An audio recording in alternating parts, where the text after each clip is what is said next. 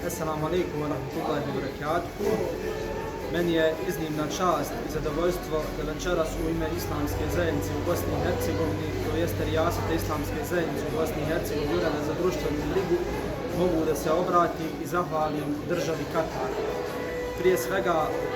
Ministarstvu vakufa islamskih pitanja države Katar, koja je i ove godine sebe, ne samo ovog večerašnjeg druženja u Konjicu, gdje je prisutno 300 omladinaca, nego mnogih drugih druženja diljem Bosne i Hercegovine, ne samo ovoga Ramazana, nego i prošloga Ramazana, a i naravno vremena između dva Ramazana, jer država Katar pod sredstvom naravno Ministarstva za vakufska pitanja i islamske poslove ne ostavlja narod Bosne i Hercegovine nikada samima. Daje im nadu i bolje sutra, daje im potporu u realizaciji mnogih projekata, ne samo to u vidu druženja, nego mnogih projekata kako infrastrukturnih, tako i na svim ostalim poljima,